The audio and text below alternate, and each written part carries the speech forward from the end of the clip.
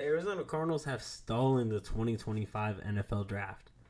I mean, this second and third round was just a pure masterclass from Monty Ossenfort. I mean, to start us off, we got Will Johnson, cornerback out of Michigan, a top 10, arguably top 10, top 15 talent that, if we're talking a week ago, he's going in the top 10. But a couple days before the draft, speculation came out about his knee concerns.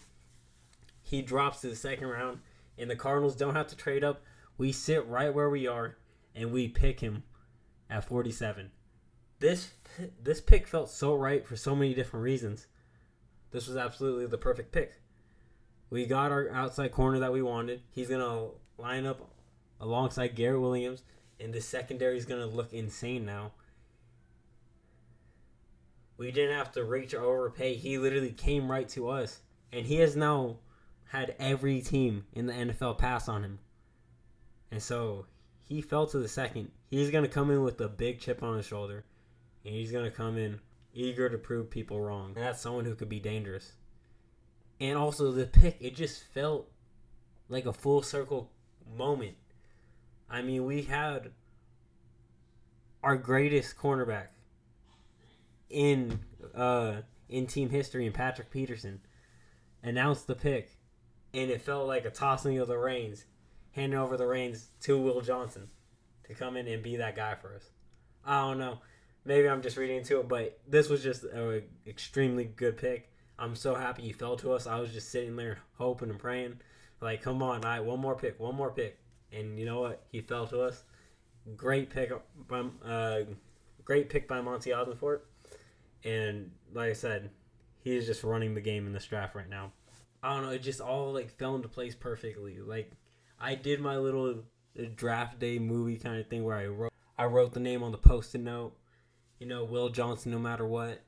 And we didn't draft him. I was like, all right, oh well. And then second round came along and he was still available. And sure enough, the Cardinals drafted him. And so I am now 1 for 1 on my post-it note game. But this just felt perfect. But then we had our third round pick, Jordan Birch, edge rusher out of Oregon. We got our edge rusher of the future here. Now, I don't think he's going to come in and be that guy instantly and, oh my God, we got the steal of the draft. But I think with some development, with some time, he can be a very consistent player for us and be an 8-sack-a-season guy. He's a good pass rusher through his strength and through his patience, allowing the player to just develop and making the play himself. But this was a good move. Now, I thought the Cardinals were going to go Princely. Can't pronounce the last name. Carolina took him right before us. I don't know if the Cardinals still pick Jordan Birch if the Carolina Panthers don't make that trade. But no matter what, I still think this is a good move. We got our guy. And now it kind of just opens up the rest of the draft for us. Where else do the Cardinals go? Because going to this fourth round, there's options for the Cardinals. Such as, maybe a hometown hero, Scatterboo. He might fall to the Cardinals. There's probably a couple receiver options the Cardinals can go to.